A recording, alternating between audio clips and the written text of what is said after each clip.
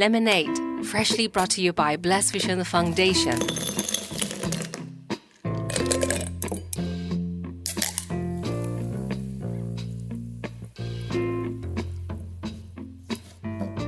This episode is sponsored by Rotary Club of Mandarin Hong Kong. The views and opinions expressed in the following interview are those of the guests and do not necessarily reflect the views or position of BlessVision Foundation.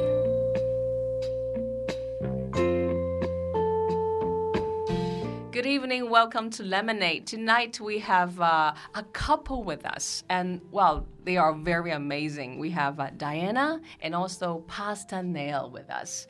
And they get married in 1985. And is married for like 35 years. And before the interview, we have a little chat. I said, how we do it, how we maintain 35 marriage life, and even as a cross-culture marriages. So tonight, I'm so honored, I'm so happy to have both of you to come to share about their stories, why they come together, and why they come to Hong Kong, what is the challenges, or what is the sweetest moment they experienced in previous years. And hello, Diana. Hi. Hello, Pastor Neil. How are you? I'm good. So good to have you. And I know that you guys you married in 1985. Yes. And how has it happened, Pastor? How has it happened? In Australia, right? Yes, we met in Australia. Mm-hmm. We met on the 4th of December, 10 p.m. on a Sunday night. Even remember the time? 1983. Oh. And I became a Christian that day. I was coming home from church, catching the 290 bus in Sydney, Australia. Sydney. And I saw a pretty Hong Kong lady sitting there. So fall in love in the first sight? No. No. No. And we were actually attending the same university. We both attended Macquarie University. Yeah.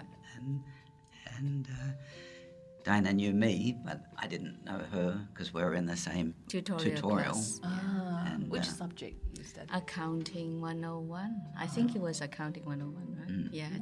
Jill McKinnon was the tutor. But you remember exactly.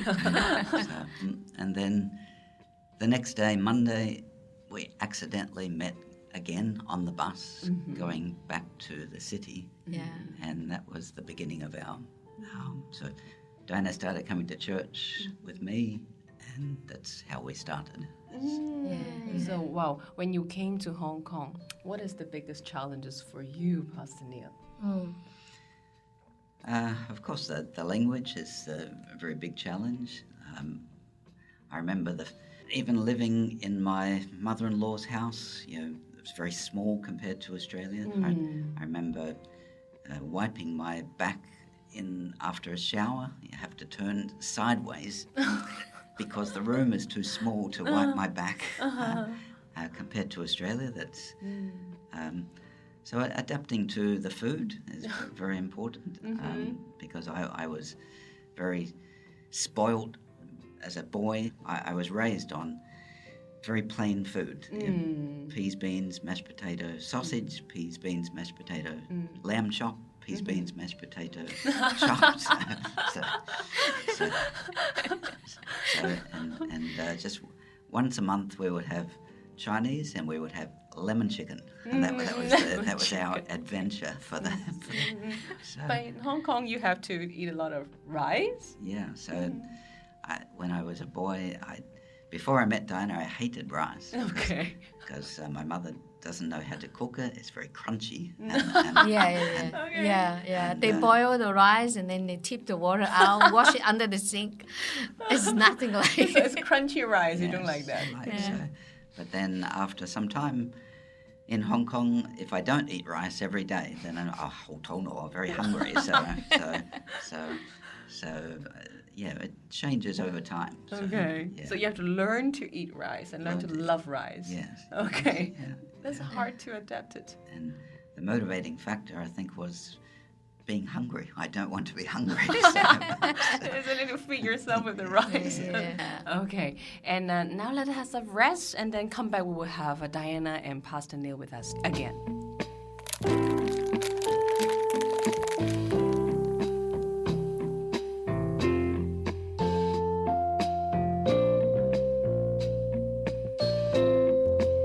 Coming back again, we have Diana and Pastor Neil with us. And, in this part, we would like to explore some topics which is many couples, they may experience, especially for those together for long years, over 10 years. Because I know when you come to Hong Kong and both of you still work in a commercial field, you are accountant and you work in investment bank. And are there many attractive things outside, in the workplace? Because when two people are working in two different workplaces, usually we have our team, we have our working space, and the people in the working space sometimes seems more understanding on our problems or our situation than the other half. And do you guys experience some challenging moment when there is attractive things outside? Any this special moment? Yeah, I think, of course, in Hong Kong, money plays a very important role, and money and wealth and security that comes from that can appear very intoxicating if we're not careful. And if we're around those people who are always talking about making money, then that can consume our time and take time away from the family, for example. There's also many pretty girls in Hong Kong, so there's many attractive girls in Hong Kong who if you're not careful, it can take time away from and distract from the spouse, our wife at home. So that's why Diana and I, even during the day, we always talk to each other. She'll call me or I'll call her just to say hello, try and stay connected. Maintain the communication. So this is a way that you to handle to maintain the relationship. So when the relationship with firm, it's more easier to resist against outside temptation.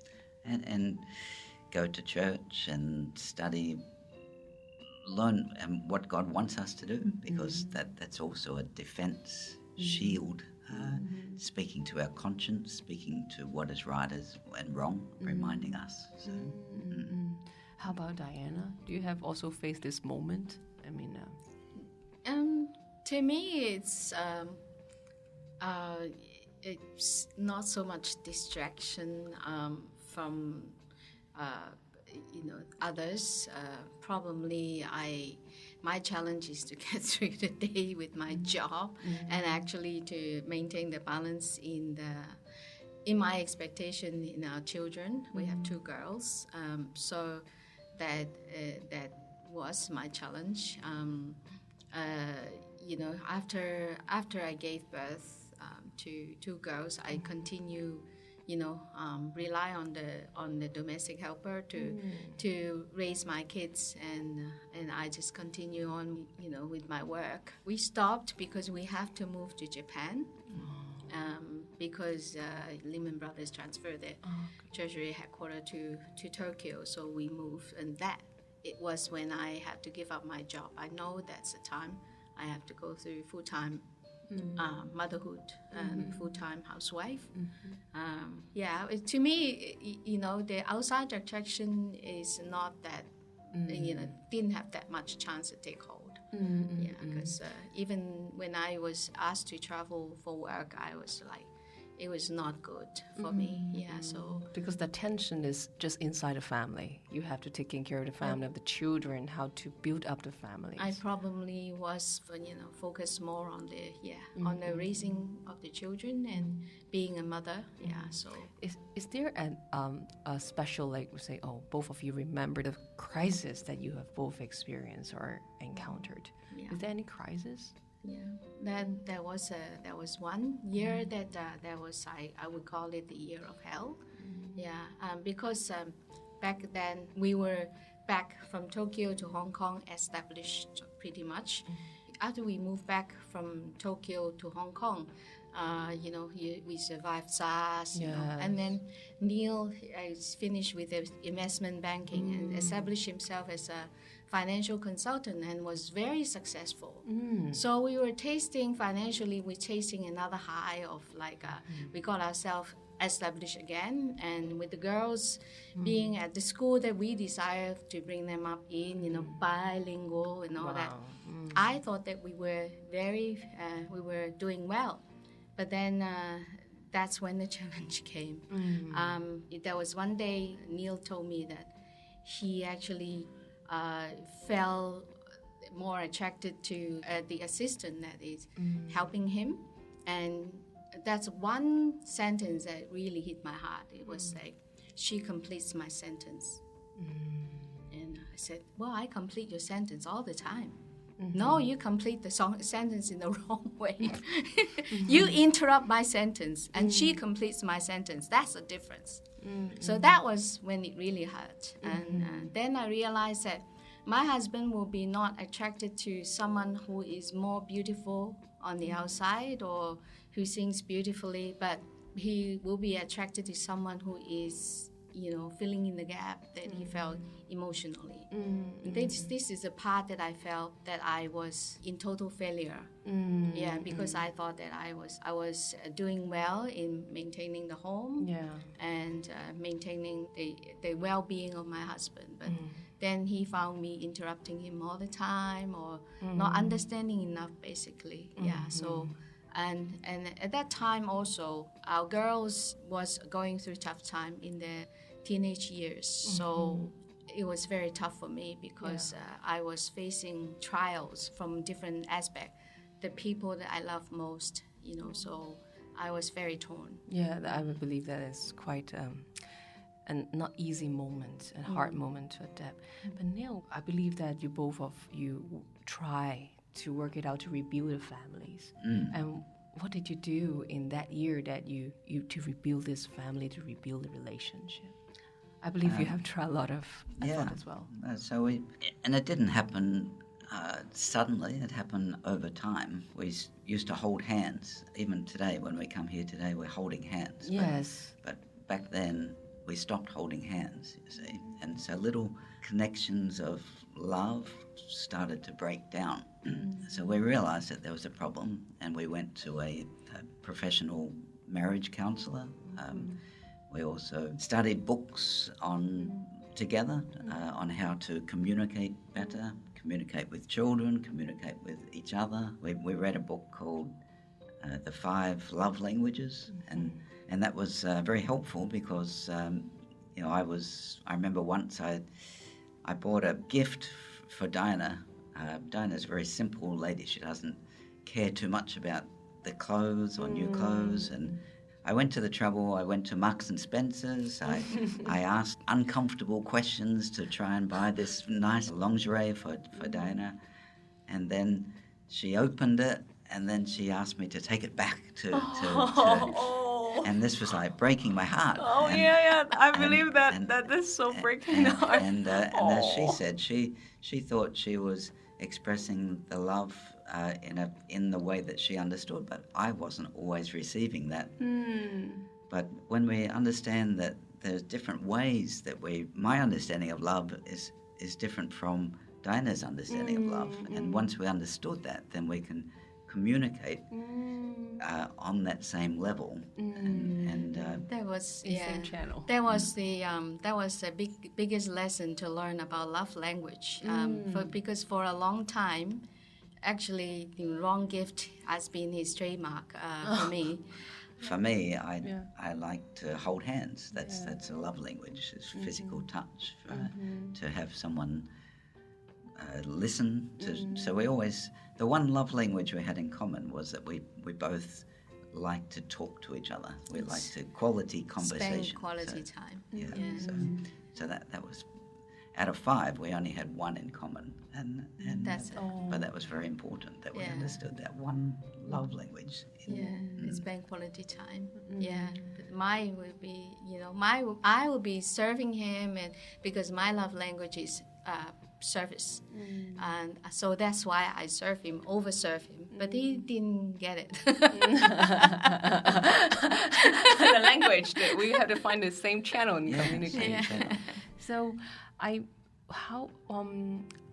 I can feel the love of both of you to this family. And I even through the conversation. And I believe, Neil, you have tried hard to rebuild the love. When is the point that you feel the love is sparkling again? Because Diana said 2007 is a hell. And in the hell, how you find that there is a light, there is sparkling. Oh, yeah, there is hope. Yeah. And then you can work on until now. Yeah, in the beginning, it wasn't easy, wasn't natural. So once we understand the way we communicate love, then I started holding her hand again. It didn't feel right, didn't feel comfortable, didn't feel maybe she wanted to pull away, but we did it. And then over time, that begins to build the trust and begins to build the normal. So we had to go back to what worked before and not do what didn't do before. How about you? I think the important point is I see the security.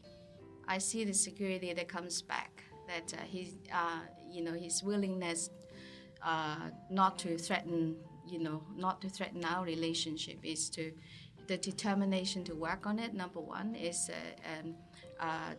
by looking into what I like, start to wash dishes and put the bath mat in the right place, and not to, after the shower, not to wet the bathroom too much.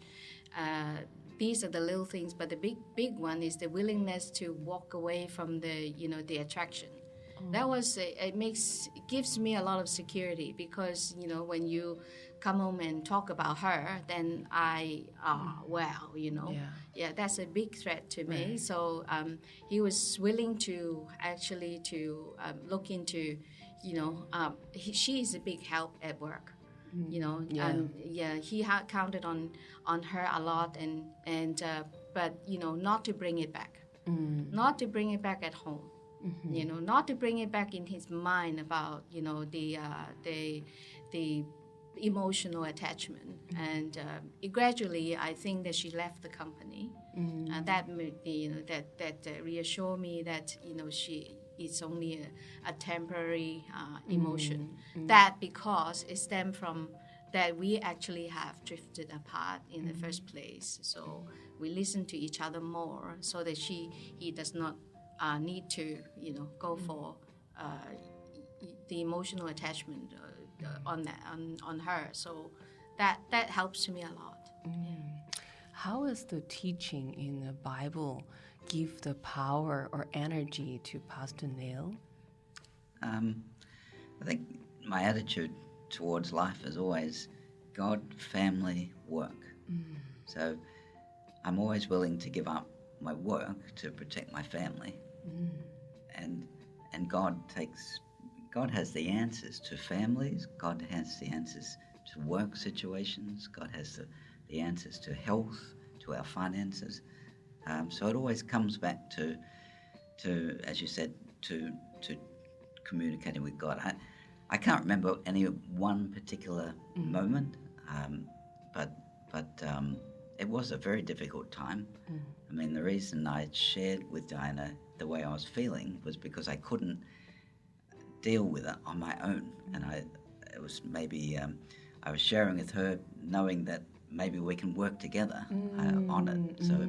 So if I tried to do it on my own, I don't think I would get the best solution. And I was still going to church. Nobody in the church knew what was happening, but we trusted each other enough to share with each other. That's the hard part. That's the hard part because the church, put us on a pedestal. Oh, that's the hard part. I'm not going to blame. No, please, no blaming on because we are supposed to be an example for others. So it has an added burden on us, not to hang the dirty laundry out. You're right. Yeah. So my heart is, on top of soothing the girls and self-soothing. But I look for God. I do look for God. In my darkest moment, I look for God, and I pray. And sometimes it's hard to pray. Yeah. It was so dark. But that was the time when I this is my famous motto. If I kill myself, who is going to look after? So then I will stop thinking the self-destruction mode, and I just come back to say, you must fight this, and God is with you. So and I cannot even open the Bible. I just talk to God straight and wrote a lot of anger message to God, and that kind of helped. And I think the determination to say that this is then throwing back to how we met on the bus, the years of marriage, and took us all the way to here, to Japan, and now here, survive SARS, Right. what else can happen? So that helped us to work on it. And I appreciate, my husband came to me and said, I can't do it myself. And it's true. The next thing was, we found, because we could not ask for counsel from within the church. So we went out. We went out to work with somebody who knows about, marriage counseling. And, then we work on it. And we spent 6 weeks working on it. Quite intensive counseling, and that steer our way. I remember when he's a Christian counselor, and he had this one shocking thing to describe me. I said, "You are like a chicken without a head running around." I said, "What is that? You're a Christian." I know what he meant then. Afterwards, he said, because I run around trying to help, but I have lost my direction. Yeah, so, that woke me up. Tuff's message like that woke me up. Say, do not run around like a mad chicken without a head. So instead I actually turn around and listen, and we work on together. Neil actually has something to heal, and I saw him crying after talking to the counselor. We have individual sessions, so I saw that there was a need to heal, and we both are working on to heal from the hurt that we have in our relationship.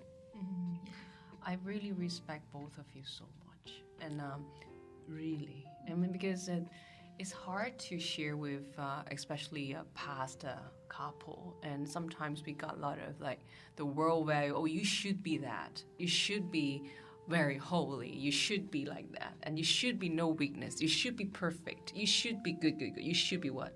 But all these should be become the chain for us that we don't know how to manage when we really human and weak, right? No matter what position you are. But I really respect both of you, especially is when Pastor you say, I want to work it out, so that you hold hands with Diana and say, I share with you my weakness. And in both of you, I see the love. And those love, it's very solid, which is, and I accept from the belief that both of you are Christians and you hold tight on that. I don't know how to explain where this power and courage come from to overcome this crisis. And I really encouraged by how Diana is to say, I really want to, I don't want to be a mad chicken without head, right? Who's the counselor? Exactly. I'm sure a lot of people want to say, who's the counselor? I want to go. Cantonese, 癲雞，冇頭癲雞，哎呦。Who's the counselor? Everybody wants that. I want a counselor. I think today is a very meaningful interview. I show fully respect to Pastor Neil and Diana. And it's I learned a lot from them. And where is the power? Where is the source of direction we hold tight on. And thank you so much for both of you. You're Thank welcome. you, Carrie. Thank you. Thank you. Thank you.